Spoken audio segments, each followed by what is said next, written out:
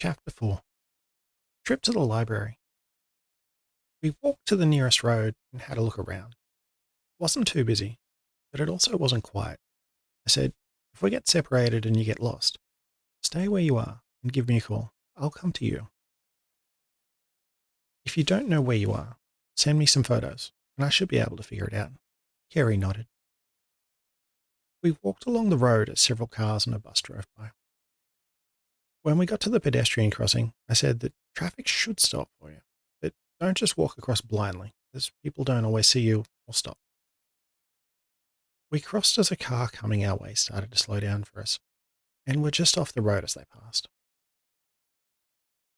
As we walked along, Kerry asked, "What are all of these?" "Shops?" I asked. "Yes. This one we're passing now is a bank. It's got several ATMs outside, which are open 24 hours, and people can get money. One of them even lets people deposit money. This one is a bakery. It sells bread and other baked goods like cheese and bacon rolls. They also make some fancier things like mighty cheese scrolls, which has a yeast extract like Vegemite and cheese. They also make some pizzas. And they also make some cakes and other sweets like donuts and lamingtons. Next to it is a butcher. We went in and Kerry had a brief look around.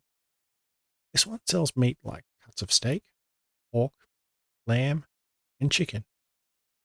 It also sells hamburger patties, sausages, and mince, and some other things like spices. On the way out, I told Kerry that I go there sometimes, but I usually only buy trays of meat that were on special. A few shops later, Kerry stopped and looked inside a building containing exercise equipment, and a handful of people were working out inside. "What's this place called?" I was asked. "The gym," I replied. "I think they allow casual visits for people that don't have memberships, and we'll come back later." Across the street was a business that had a few large windows and pictures of houses, and a big TV was showing a slideshow and videos of different houses and units. "It's a real estate agency," I said. "It's a shop that helps people sell their homes and also manages properties, which the owner leases to other people." We crossed the driveway, but waited until a car had driven up at first. There were many cars at the service station. Its prices must be cheaper than some neighbouring ones, as it's not usually this popular. Kerry asked, "Is this a service station?" I replied, "Yes, but we usually just call them servos." There were several more restaurants, and Kerry glanced into each as we walked along. Some of them had containers with menus for customers to take.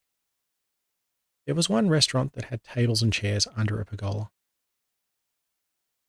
There were menus at each place, and Kerry went and picked one up, started flipping through the pages.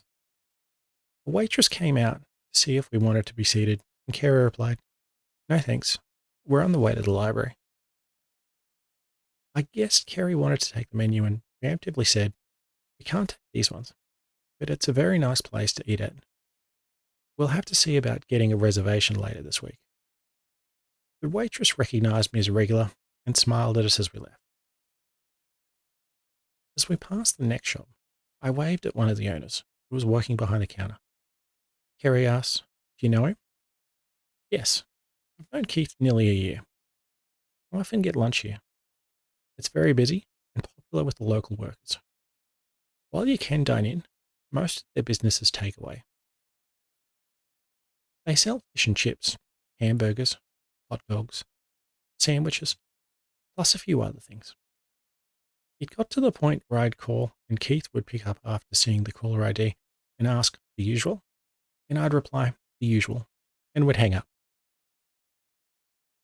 Although I haven't eaten in as often because I'm watching more of what I eat, I still drop in once a week for lunch and a chat.